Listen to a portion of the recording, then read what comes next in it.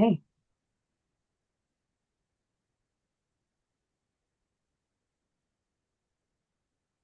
Meeting is now streaming live on YouTube. patience. I love my patience. Beautiful.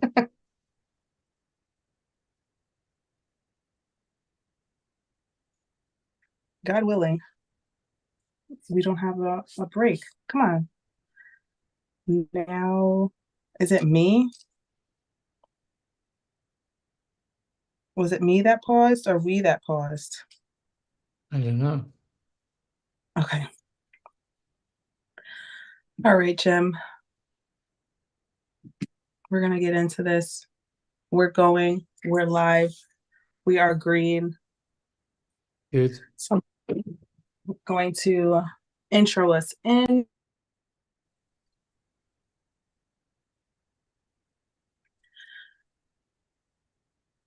Welcome, everyone. This is Mahatma Starseed, and you are tuning in with EM Healing. We are back for another season 4, with my co-host, Jim Dreaver. And he's here to share and highlight how we can love our triggers. So I'm going to let him share a little bit about himself and intro himself into the space. Welcome, Jim. Please share with the audience, who are you? Okay, thank you, Mahatma. So I'm a New Zealander, but I've been living in California for 50 years, currently in Santa Barbara for 10 years. And I was on a spiritual journey. I used to be a chiropractor for 25 years. But my real passion was waking up, discovering who I am. And I spent 20 years on that journey. And finally, in 1995, I woke up to the truth of who and what I am, and I've been living in that truth ever since. And what is that truth? It's seeing that the whole world between my ears, the world of me, myself, and my story, is not real because it comes and goes, shifts and changes. But I, as awareness, as open, loving awareness, am still very much here. So the spiritual journey for me is all about getting in touch with what we're not and coming to what we are, pure awareness, pure consciousness, here now. And so what I've found, I've written a number of books about this, the quickest and surest way to freedom is to learn to love our triggers. Now, most people, when they hear the phrase "love my triggers," they have resistance to that because people don't want to. They try and get away from their triggers. But you've got to learn to love them. So if you can't live them, at least accept them. And so, for example, maybe you're triggered by a certain person that you don't want to meet. You want to avoid that person because they trigger you. But if you do the practice of freedom, you ask yourself the mantra, the practice of freedom is, who is this me that gets triggered? Who is this me that is afraid? Who is this me that feels shame? Who is this me that feels guilt? When you really look inside yourself for this me, you can't find it other than as a thought, a concept, a story. And well, the more you see that, the more free you are, because you realize that the story, the thought, the ego I comes and goes, shifts and changes, but you are what is always here. So knowing yourself as what is always here is true freedom. And I had a teacher named John Klein, who was teacher of Advaita Vedanta, non-dual awakening, and he guided me to this realization. And eventually, he guided me to true freedom. I realized I wasn't my story. I have a story, but I'm not my story. I have an ego, but I'm not my ego. I have emotions, but I'm not my emotions. And the more you realize this, the more your emotional state is one of ease, harmony, and flow. You feel like ease, harmony, and flow basically all the time, 24/7, right? No matter what the time is, no matter what the clock says, the time is always now. So you really come into the now in a brand new way. And it's great. And this, I live this. This is my teaching. This is my message. I've run 2 Zoom groups a week on Thursday evenings at 6 o'clock Pacific time, and on Saturday mornings, 10 o'clock Pacific time. Last about an hour, they're free, and we discuss our triggers. Where we still get triggered, because once you can no longer be triggered, one of the titles I had for my book was Untriggerable. Once you no longer can be triggered, you're free. You're free of the ego, because the ego is the main trigger. The ego always gets triggered. As long as you identify with it, it gets triggered. When things are going well, the ego is happy, but when things are not going well, then it's unhappy and insecure. And one of the practical means, one of the most practical things is the eye contact. Are we comfortable with eye contact? When you're truly free of your ego, you're comfortable, you're fearless in your eye contact. You can look into anyone's eyes and in a warm, welcoming way. So that's the test of your freedom. How are you with eye contact? No, I can't hear you.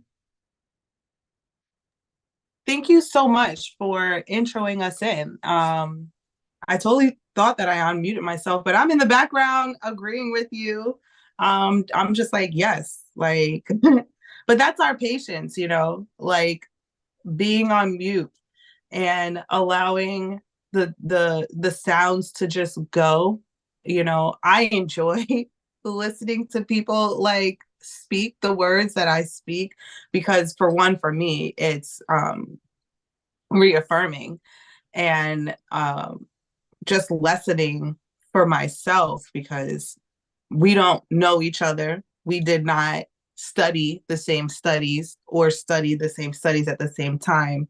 Yeah. However, it still matches with the outcome. Yeah, beautiful. And that's one of the biggest reasons why I have these conversations, because development of our sound is new and also triggering. And so as people go through these spiritual awakening moments, we have to be illuminated to that truth as well, that our ego is going to then use the fact that we don't know something as a way to inflame our triggers. Yeah.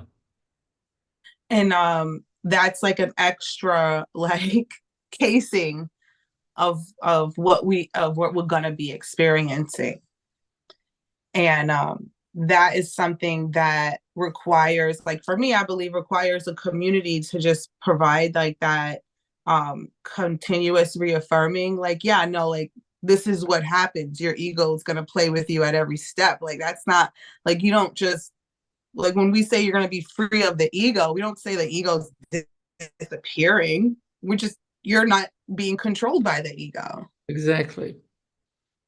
We still have an ego, but we're not it. You've got to see that you're not your ego. Why you're not your ego? Because it comes and goes. And you're not anything that comes and goes. You're what is always here right now. We're always here right now. No matter where we are, there we go. We're here right now. And we're here as pure awareness, pure consciousness, pure presence. So it's about knowing yourself as pure presence. Then you have an ego, but your ego is in the background, and then your ego becomes more powerful, becomes more assertive. When you need it, it's there. When you don't need it, it's in the background. Right, exactly. I like to tell people, and these are just all the things that are coming up as you're speaking. I like to tell people, like, you can't throw your ego in the trunk. You won't know what it's doing behind your back. Like, the ego belongs in your passenger seat or your back seat, like somewhere where you can keep an eye on Yeah, right. Because if you're not paying attention to your ego, like it becomes another shadow part of yourself that you have to Yeah, now be identify with. yeah, And that's like it does not help for us. And so being where we're at right now, I feel like there's a large pull for so many of us to have deep conversations. And there's a lot of people saying like the everyday conversation when someone says to you, "Oh, how you're doing?" And people that have been working on the journey, we're like, "Do you really want to know how I'm doing, or are you just asking me as part of the salutation?" And that right there could be a trigger to someone when we're just genuinely trying to ask. Like, I can sugarcoat the "how am I doing?" because it's not like a lie. You know what, right now in the present, I'm good, I'm alive. But if you're wanting to know like how this experience is doing for me, like that's going to be a different answer. And being okay with that, like I'm okay with that. So with that being said, I want to dive a little bit more into what what was like one of like the first conversations for you that you were like, I think I want to know a little bit more about this. I don't want to just keep like sliding over it and just saying, "Oh yeah, I know what that is." yeah. Well, I can think of one example of when my son, who's now 39, okay, lives in Florida. When he was like a baby, when he was a year old, this is going back 20, 37 years now.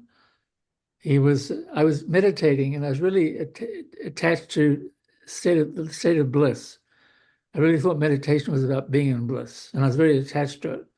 I was meditating one morning in my house in Santa Rosa, where I lived. I lived in Northern California for 30 years. And my wife, Barbara, was out in the kitchen, and my son, Adam, was sleeping in the room next to me. And Adam suddenly woke up and started crying.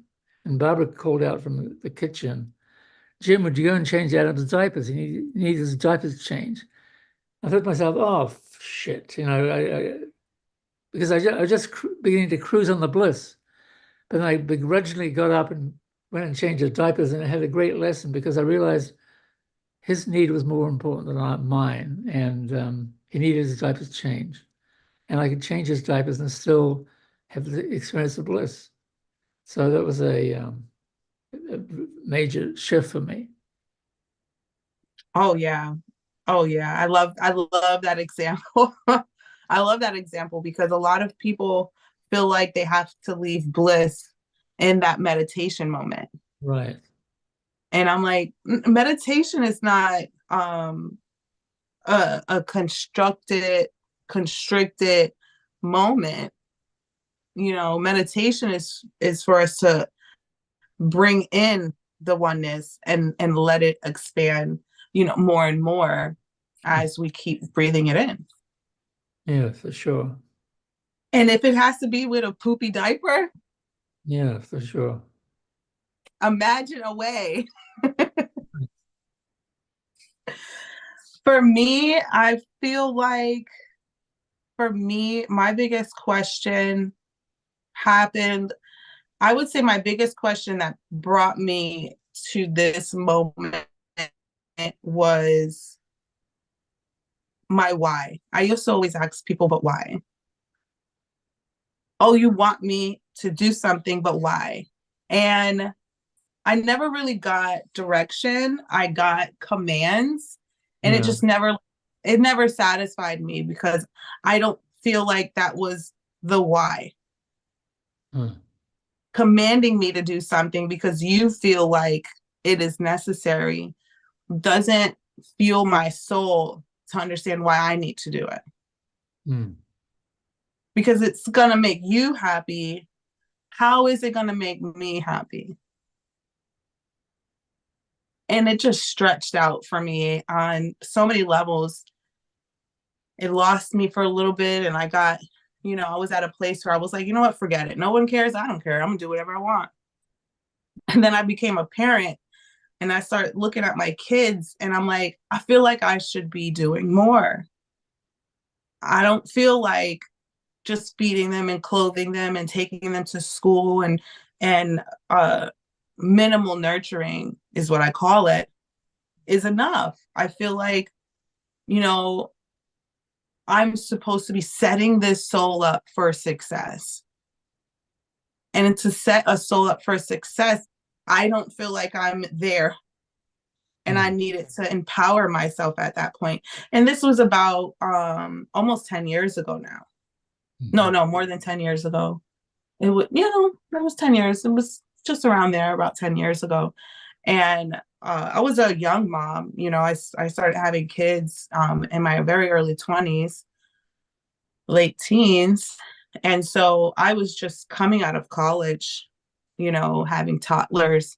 And at that point, you start to understand how much their life is really important. Like their needs are important to the extent of they don't really understand how to keep themselves safe yet in this vessel.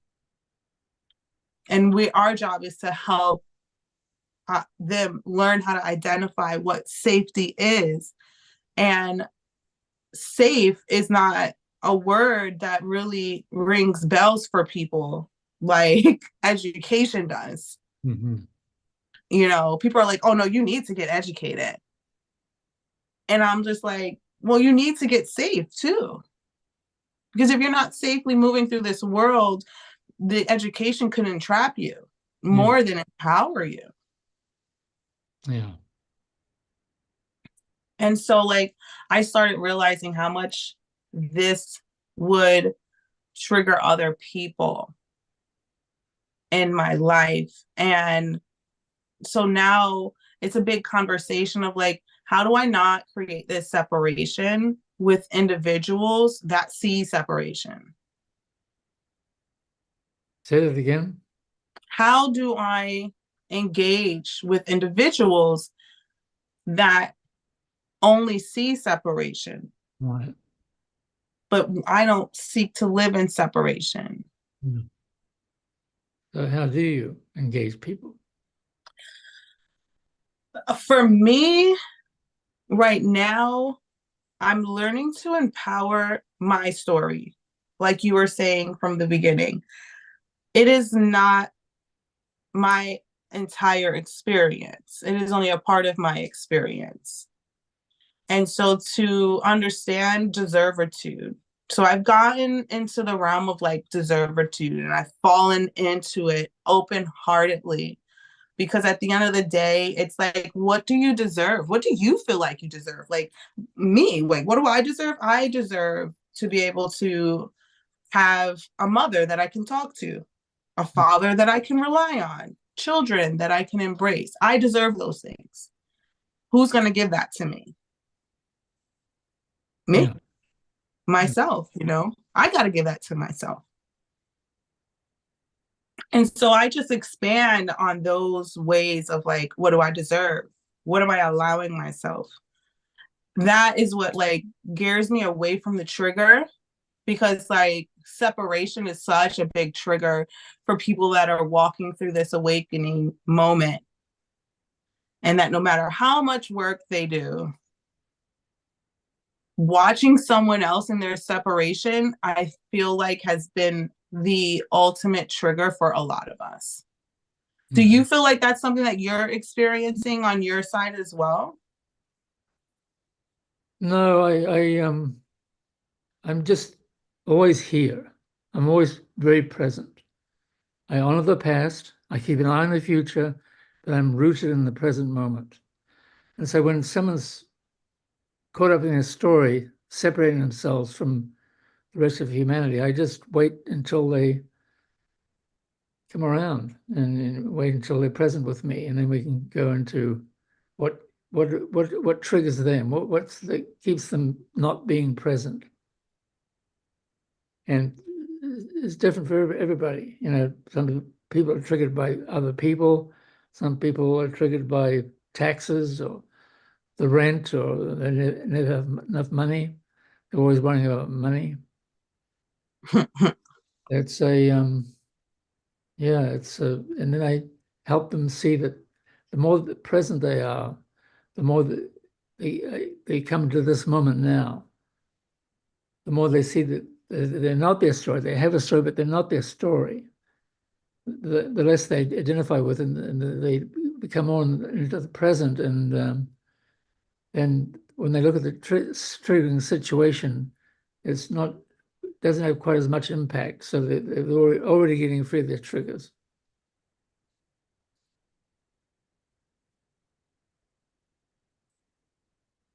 So, how long would you like wait for someone to get present? Like, are you saying you wait like in that moment, or do you wait weeks? Do you wait months?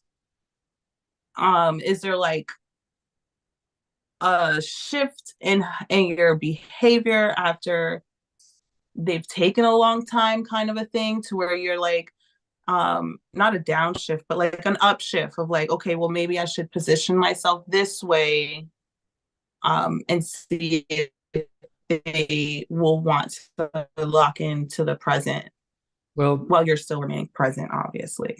yeah, let's talk in terms of leadership. A true leader is very present. A true leader is very present.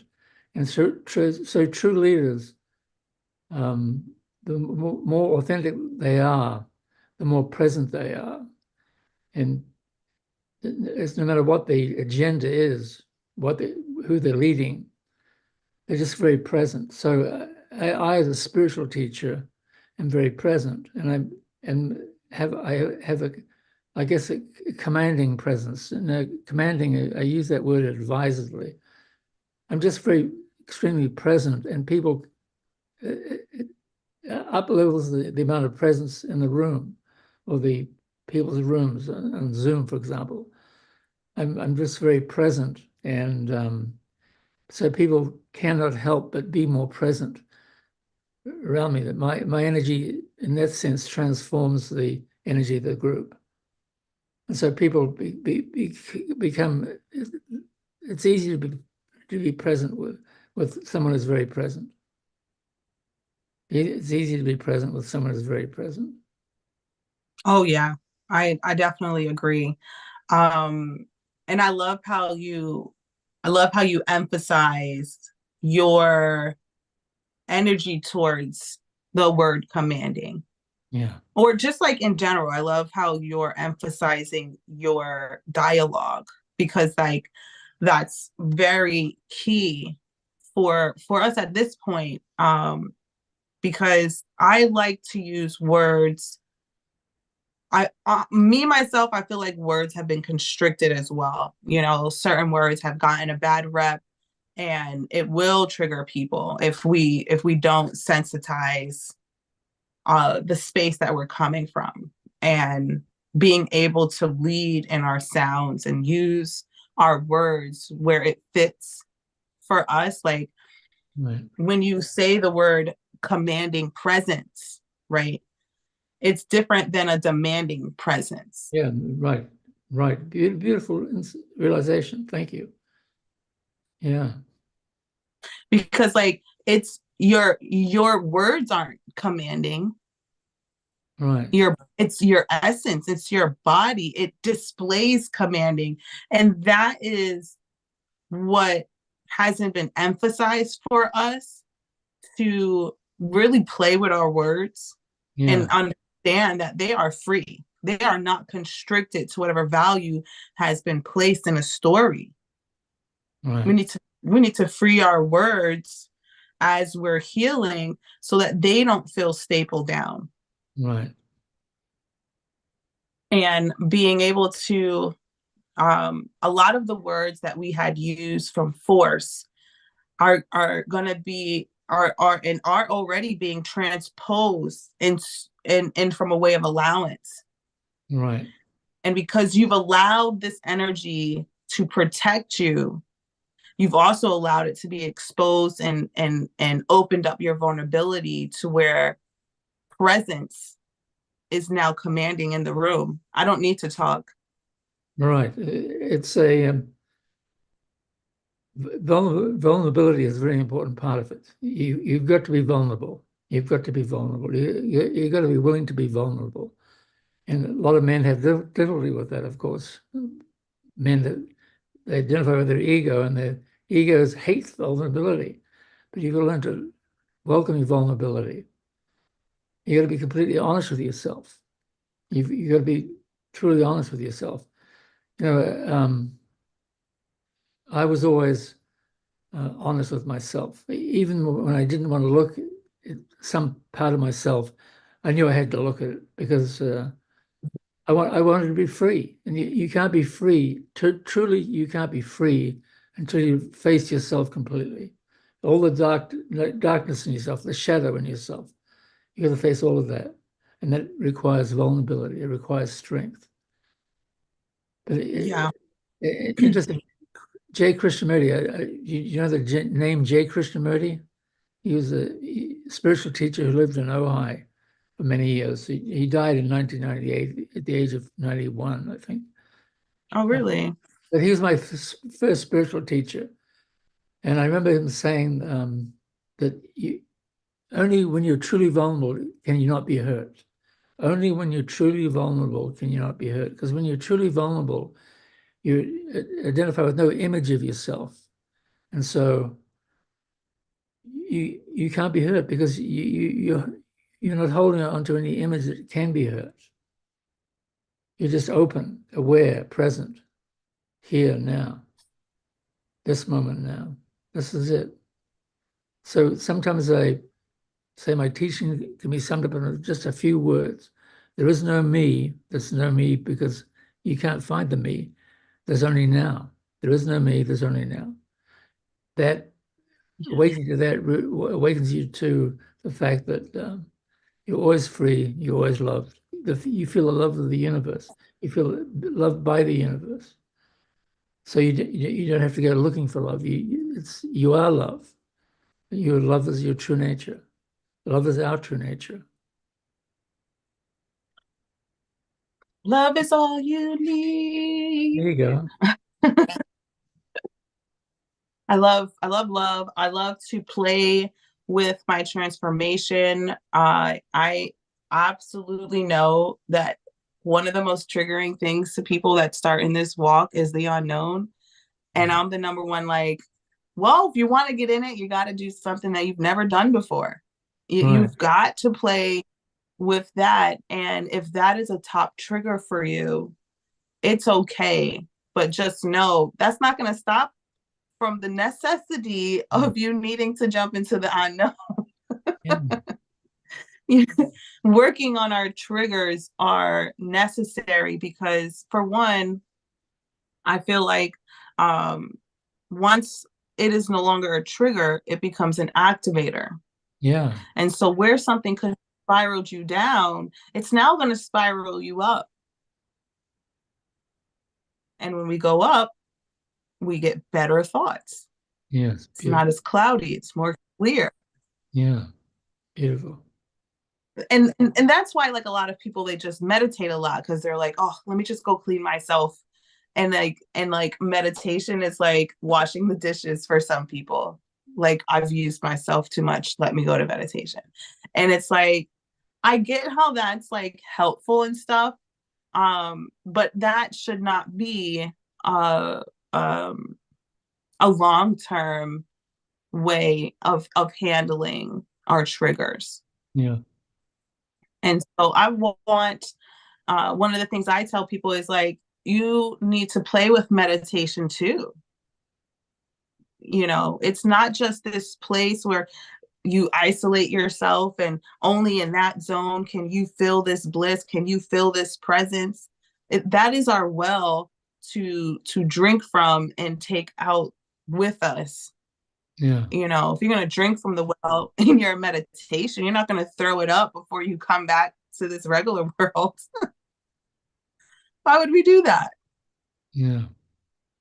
And so I like to place these imagine these images for our people like when we're talking about it and discussing it, because I feel like we can feel it more when we fill it up with an image, and we can give ourselves a soundboard. Yeah. And so like another thing that I tell people about like the triggers is like, well, if you feel like the crowd from the right keeps triggering you, well, why don't you just pay attention to the crowd from the left Right. and then see how loud that crowd from the right will be or not be? Yeah. You know, but if you're still looking at it, it's gonna be loud.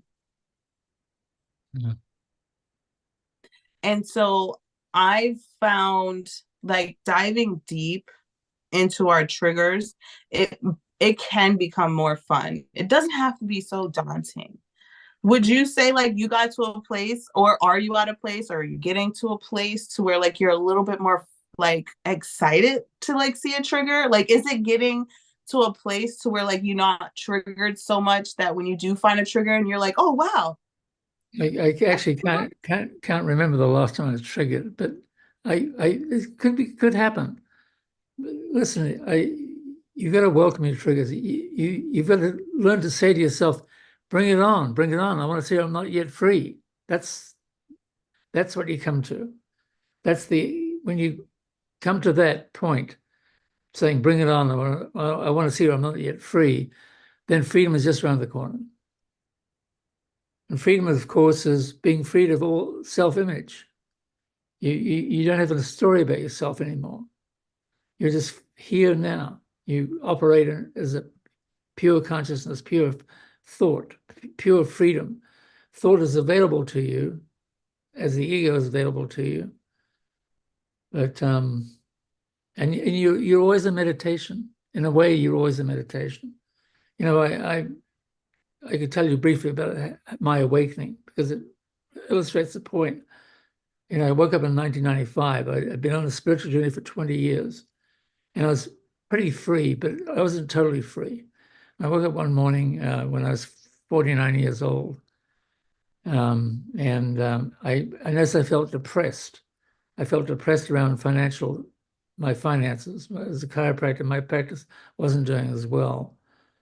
And my son, who was 11 years old at the time, he was with his mother. His mother and I got divorced when he was 6. He was staying at his mother's house in Sebastopol. I lived on a hillside outside Sebastopol. And I woke feeling depressed, and I was about to get out of bed and go meditate to clear the depressed energy because that had always worked for me. But this particular morning, I lay in bed and I thought to myself, how come this still happening to me? How come I'm still feeling depressed? And it was something that Jean Klein, my second major teacher, who was the one who kind of guided me to the realization of all of this, said. He said, you're not the person you think you are. Find it who you really are, and you'll be free. So I lay in bed, closed my eyes, and went deeply into the interior of my own consciousness with the question, okay, Jim, you say you're depressed. Who is this me who's depressed? Of course, I couldn't find it. It's just a thought form. I'm depressed. And when I realized that, the depressed energy lifted, cleared, and I felt good, and I went about my day. And the same thing happened the next morning and the next morning. 3 mornings in a row it happened. I woke feeling depressed.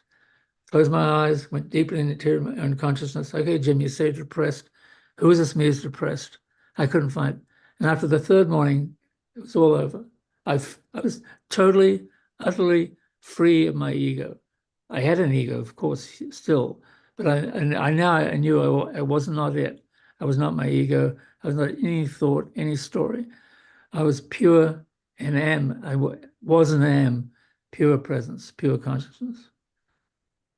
And I've been known myself as that ever since. And I've really suffered now. About 6 months later, I fell into some suffering again. And I thought to myself, uh-oh. And then I remembered something John Klein said, residues.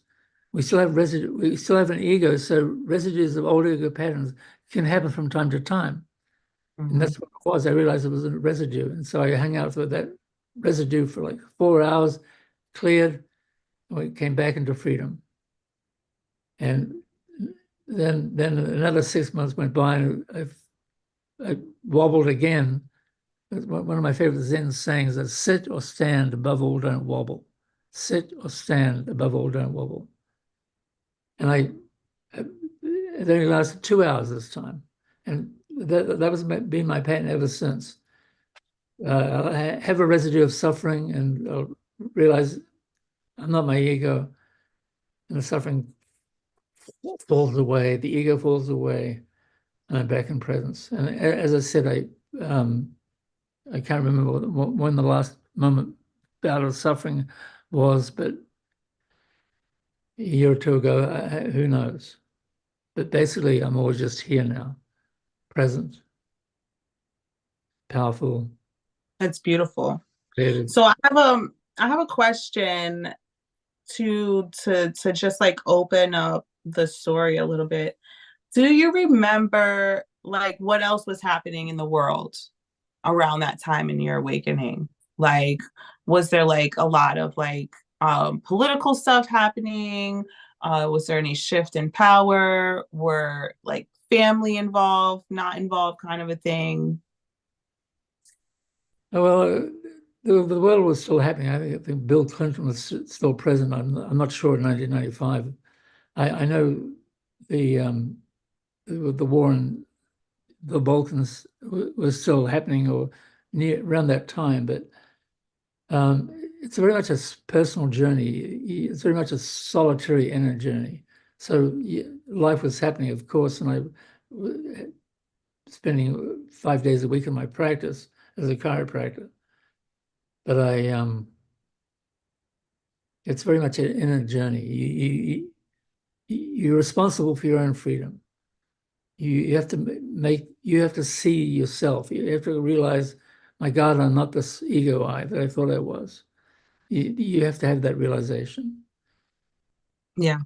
Um, I yeah, really like that you like how you said that because like when you're getting into this mode of awakening yourself, all of the outside propaganda, like it doesn't matter as much.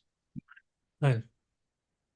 And like what you need to be working on yourself and what you need to be focusing on, like where you are at professionally, those things matter be- because it was a part of your journey, that shift and being able to feel comfortable with like just picking up from there, you know, and like just expressing it from your journey Yeah, and whatever wanted to come forward and not thinking so hard about it. And like for me, the only reason why I know what was happening the day I was born or the year I was born was because I Googled it, right? Like Michael Jackson was like on the cover of like one of the magazines, like the month I was born, kind of a thing, right? Like what's going on in the universe?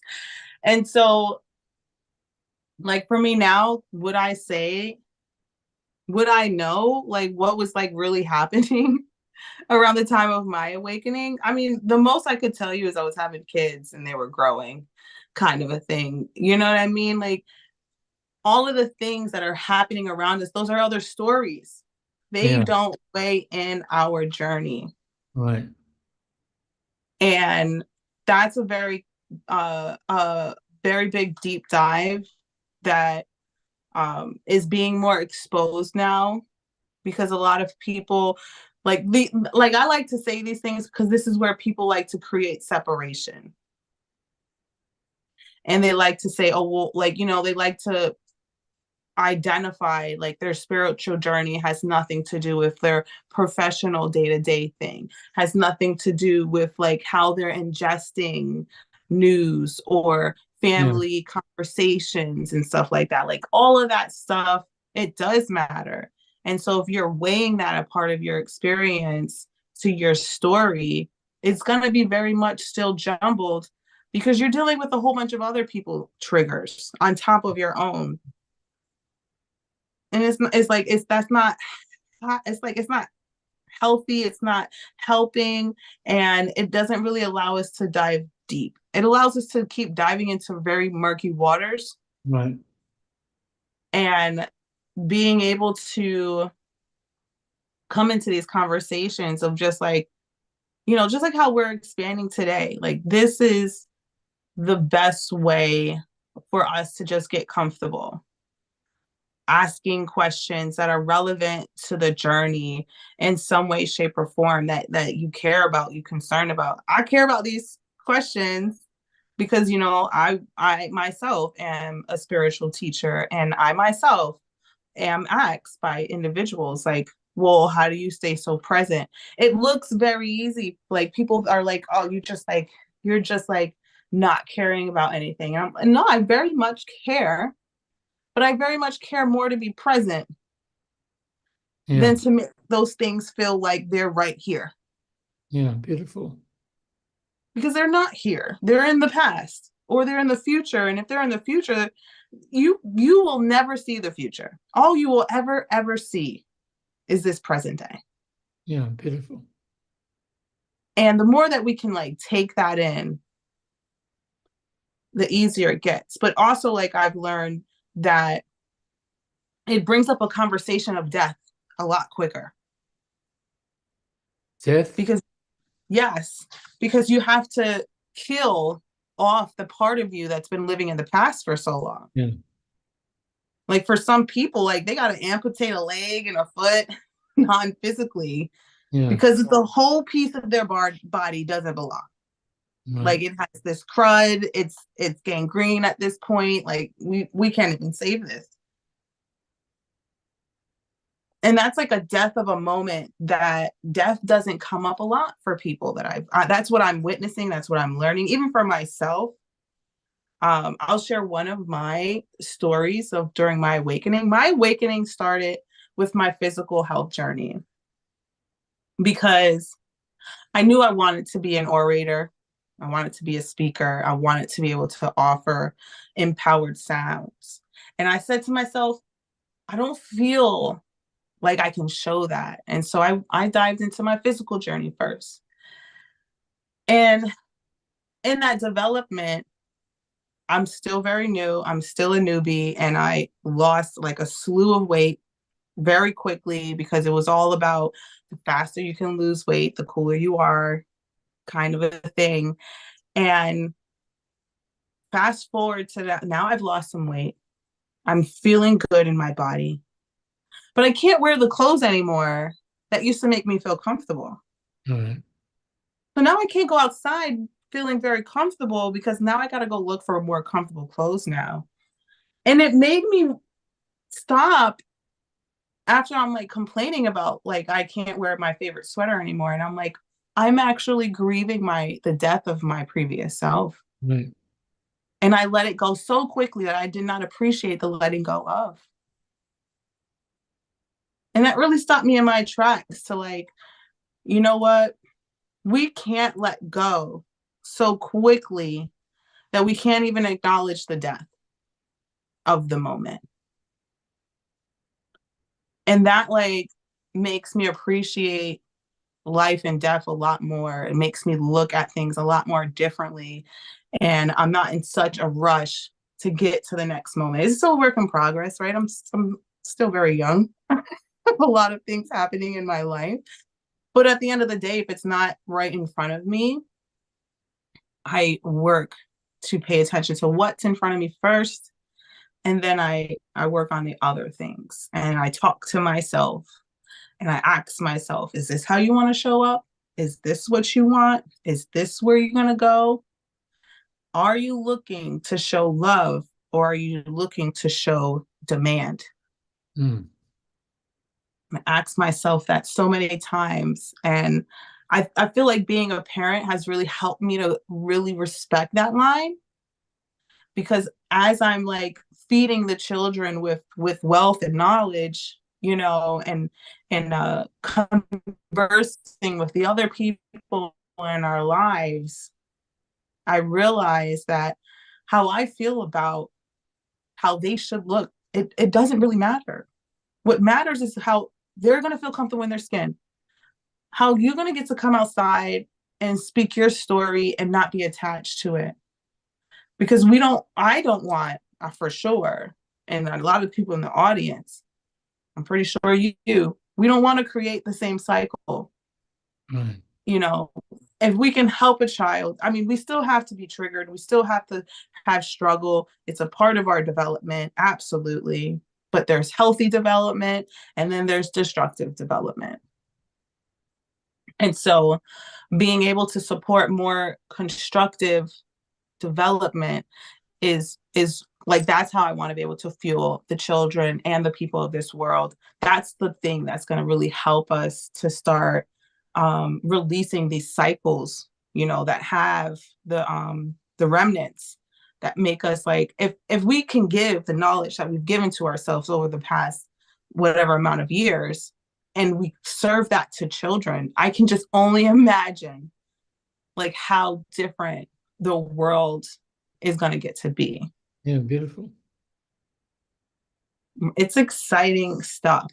So before I talk about my empowered tips and we start wrapping it up, I wanted to ask you, what do you like? Do you envision like what life will look like once the masses really catch wind of like how to effectively awaken in their journey? Yeah, I think about that all the time. And as my message gets out there more, and the message of other teachers of awakening gets out there more, the world will gradually change. I see the light at the end of the tunnel, yes. Yeah. And this is always my intention. You know, I saw enlightenment for myself, but I always wanted to bring enlightenment from the mountaintop down into the marketplace because where it can do some good. In fact, you know, so I'm not interested in being a spiritual teacher living in an ashram somewhere on a mountaintop. I'm here in the world along with everybody else, and I'm I function as a guide, I guess, a coach, a mentor, and I like that. Yes, I love that. I love that. Definitely, you definitely give me Earth Five uh, feeling essence. An earth guide, you know, someone that teaches you to be in this earth, you know, in the earth, you know, Yeah. not separate. I love that you're saying these things because like that's the epitome of the things that I teach people. Like I'm not teaching people to leave the quote unquote matrix. I'm teaching people how to survive the matrix and Right. thrive in it. How to Like flourish it and thrive in it, yes. How to thrive in the matrix. yeah, like we're not going to be able to expand without each other. So, I mean, I get isolation is needed and necessary at given points in time, but I don't feel like that's the overall need for all of us in order to reach that spiritual attainment. Yeah, I remember someone asked me recently via email, a guy in Kazakhstan, he thought he should go into a monastery to get enlightened. And I remembered something, I told him what John Klein had told me. I was telling John Klein when I first met him, I felt like I needed to go into a monastery and get enlightened. And he said, don't change anything in your life. You're beautiful as you are. Just be who you are. That was it. You're beautiful as Right, you are. Just be who you are. right, right. Honestly, for me, I just want to go to an ashram to relax and meditate for a couple of days, but I want to come right back here. Like, Yeah, that's fine to go for a few days, R&R, right? Uh, yeah, you I was know, in Vietnam and we used to have R&R in Vietnam. I went to yeah, Hong Kong for 5 days and then I went back to the war. right. Like we need that. And I tell people, I tell this, and I mean, I don't know how much more louder I need to like say this, but I'm like, do you know how hard it is to allow yourself to do nothing? Like that is work. And I don't like that people discount it as it not being work. Yeah, Like it takes a lot of restraint and presence and acceptability and allowance to sit there and be like, you know what, today we're just going to read a book and sit by the water and just relax. there you go. And I'm just like, people are like, well, I just can't do it. I have so much going on. And I'm like, well, isn't that the easy way out? Yeah. Isn't it? And so I like to play the devil's advocate of just like, I like to help people hear what they're saying if they want to. If they don't want to hear it, if they don't catch what I'm putting down, it is okay. You know what? Maybe we should just stop having this conversation. And it's okay. I'm okay with that. And that's like for me, like I like to acknowledge to the person like where they're at with me in the present so that like that's my way of like helping people steer into the presence with me. Like let me know when you're ready to have like a more present conversation. Let me know when you have time for this, Yeah. you know. Or if someone's trying to have a conversation with me about like if I sit there and I said, Jim, we're going to talk today about apples. And then you come and you want to spend the entire hour talking about bananas. I'm going to say, Jim, we didn't sign up for this. If you want to talk about bananas, bananas is on Thursday. Today, Tuesday, we're talking about apples. And like scurrying the conversation to where it belongs. Yeah. That has been like one of the most like empowering things for me in this journey. I like it has helped me to like really stop myself from getting out of being present. Yeah. Beautiful. Thank you. Thank you so much. So this conversation has gone like super cosmically quickly. And so this is our time to speak about some empowered tips. And I would love for you to share with the audience what are like, you can say one, two, whatever you'd like to share. What are some empowered tips that you'd like to share with the audience before we wrap up today? Honor the past, keep an eye on the future, but stay rooted here now in the present moment. That's the place of true power. And another mantra I like is supremely present, mind still, heart open. I honor the beauty of this moment now. Oh, I love that. In this book, I'll show you my book, End Your Story, Begin Your Life. You can get it on Amazon.com. This is my previous book. And that's got lots of tips there.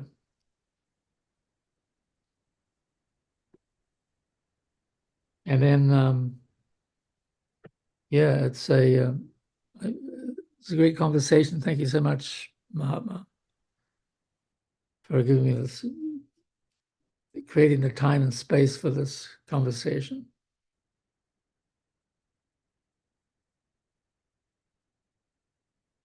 I can't hear you. I appreciate it as well. I appreciate it, like this whole conversation. Honestly, above all, above anything, I appreciate your presence and your stillness. It definitely helped me. Today is one of the first days that we've actually officially started doing video, and I felt really good about today's co-host. And so I love the affirmations just coming back and solidifying, you know, what I felt for today. Right. And to let you know, like the presence that you send over before you actually are met is definitely light and delightful. So I appreciate that. You're welcome. And yes, thank you. And I wanted to share my bit of empowering. My best empowered tip that I can give today is if you're really triggered, just take a breath.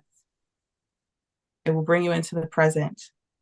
If taking a breath is not enough for you, hold on to something and take a breath. Go outside and touch a tree. Look at the sky. Or look at yourself in the mirror and ask yourself, do you really want to make that face right now? Beautiful. If you care about nothing else at all, love your smile and love that you can make one. Yeah. Thank you so much for please, thank you. Share with the community how they can find more ways to heal.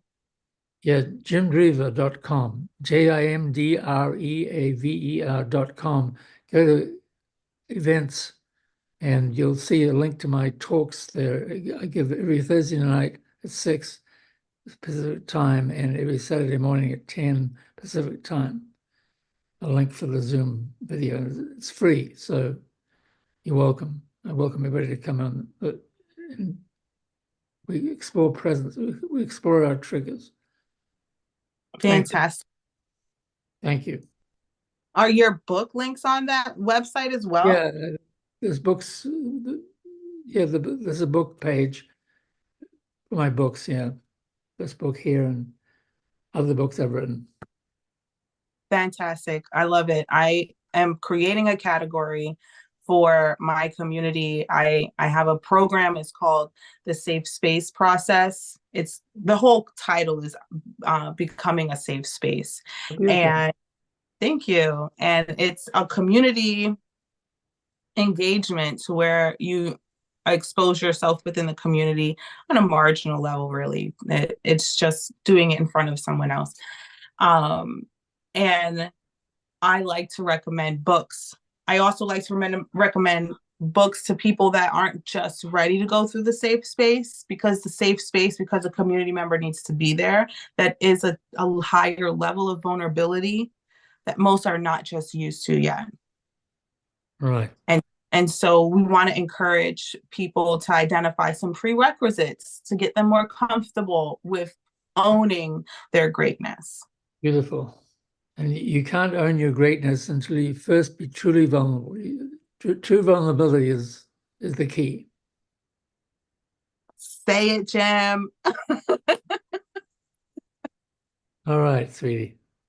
Great. Thank you so much. Thank you to everyone here on E-Healing. Thank you, thank you, thank you. And if you want to find out more about our safe space community, you know the link is in the bottom, or you can just shoot me an email and I will set something up. Until then, peace and light, everyone.